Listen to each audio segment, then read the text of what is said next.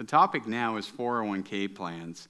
And one thing I would advise to anybody younger or know somebody younger is to consider this example. A lot of folks wait too long to get their retirement plan contributions going. I've never had the retirement planning meeting where they said, golly, I wish I hadn't have put so much money away when I was younger. Now I have all this extra money to spend.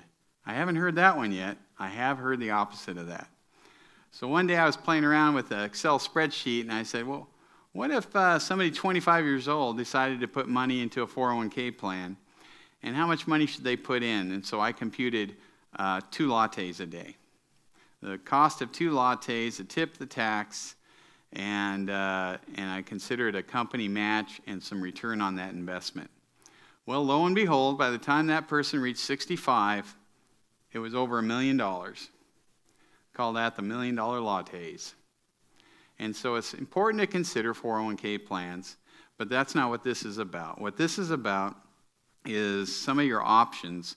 One of the biggest problems with 401k plans is that maybe you're a welder, maybe you're a driver, maybe whatever you do, and they come to you and they say, all right, here's your plan, here's your investment options. Now you got to be like that Brian guy and figure out the investment world and how bonds and stocks interplay and become an asset allocation expert. That's not what most people are. So it's very difficult. You have to figure out your own investments. So you might want to seek some help out there, because I've seen too many times where people just said, I didn't know what to do, so I stuck it over here and I ignored it for 15 years.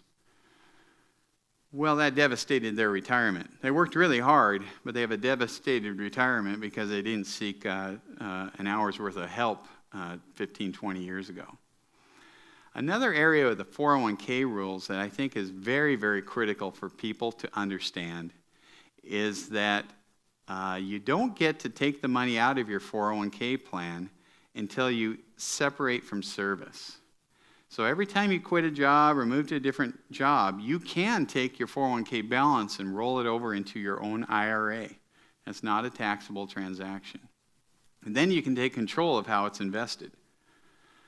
But upon turning age 59 and a half, most people in a 401k plan do not have to separate from service in order to take that money out and take control of how that's invested and do a proper financial planning with that money. So what I mean by that is, let's say you're working at Boeing and you have a $500,000 401k VIP plan, and their investment options are limited at best. And you have some other ideas. You listen to all my talks here, and you came up with some nuggets of things that you wanted to do with that. But you just, gosh, I'm not going to retire for another 6 years. What am I going to do in the meantime?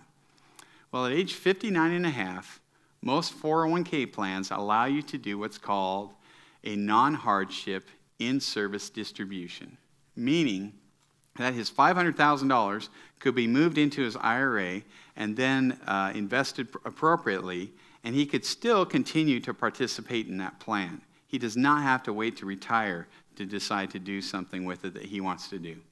So that's the most common thing that I see with 401k plans. Wherever it's at right now, you can't get proper advice. Your investment options are limited.